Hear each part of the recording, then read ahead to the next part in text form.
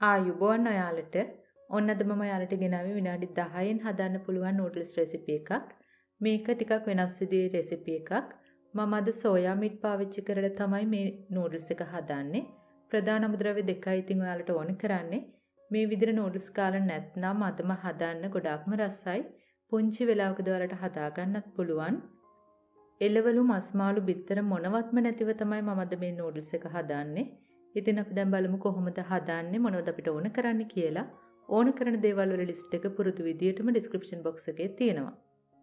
මම දැන් මෙතන අරගෙන තියෙනවා සෝයා මීට් කෝප්ප භාගයක්. තද උණු වතුර දාලා මෙන්න මේ වගේ පොඟව ගන්න. මේ වතුරටම ලුණු ටිකකුත් එකතු කරන්න. දැන් අපිට පුළුවන් මේක විනාඩි 10ක් පැත්තකින් තියලා තියන්න.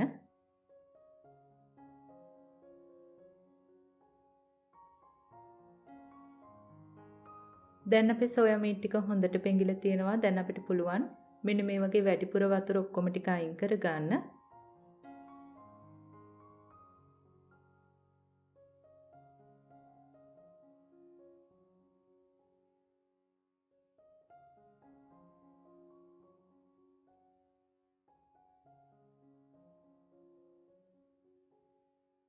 මම දැන් පෑන් එකක් ලිපේ තියලා තෙල් චුට්ටක් එකතු කරනවා.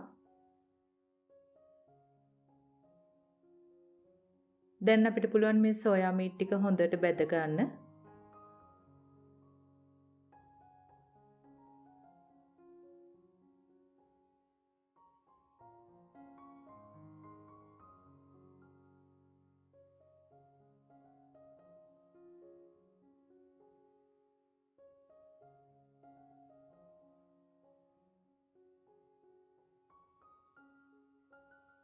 මෙන්න මේ වගේ හොඳට ක්‍රිස්පි වුණාට පස්සේ අපිට පුළුවන් තෙල් බේරලා එළියට ගන්න.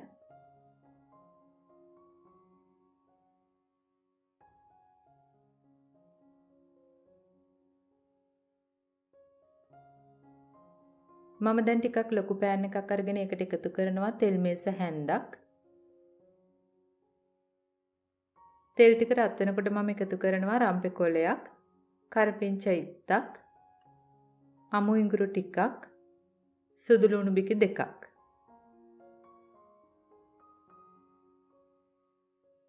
දැන් මේ ටික හොඳටම බැදිලා තියෙන්නේ. මම දැන් එකතු කරනවා අමු මිරිස් කරල් දෙක තුනක්. රට ලුණු ගෙඩි භාගයක් මේ වගේ පොඩියට කපලා එකතු කරන්න. දැන් අපිට පුළුවන් මේ ටික හොඳට ටෙම්පරාදු කරගන්න. මම දැන් ඒකටම එකතු කරනවා කහ කුඩු තේ හැඳි 8න් එකක්, රස අනුව ලුණු කුඩු,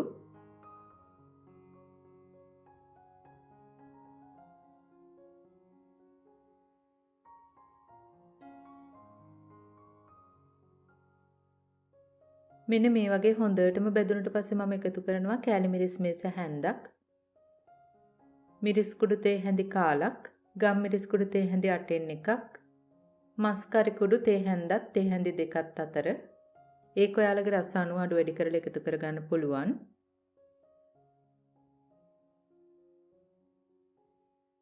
මම දැන් මේ ටික පේස්ට් එකක් වගේ හදා ගන්න වතුර චුට්ටක් එකතු කරනවා.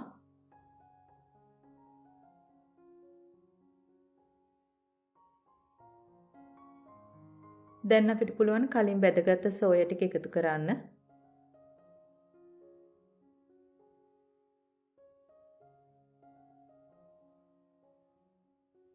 මම දැන් නූඩල්ස් පැකට් එකේ තියෙන උපදෙස් අනුව වතුර එකතු කරනවා. මම අද ගන්නේ ශනික නූඩල්ස් ඒ නිසා එකතු කරනවා වතුර මිලිලීටර් 250ක්. වතුර ටික මේ වගේ හොඳට උණු වෙනකොට මම එකතු කරනවා ශනික නූඩල්ස් එක පැකට් එකක්.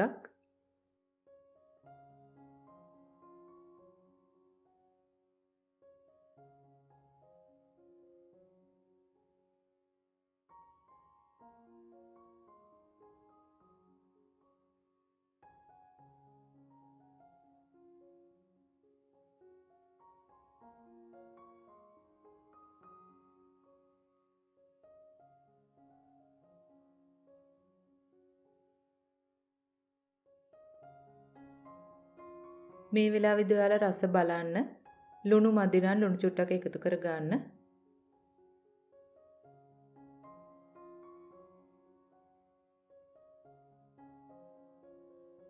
ඔන්න දැන් අපේ නූඩල්ස් එක හරි. මම දැන් මේ ටික පිඟානකට මාරු කර ගන්නවා.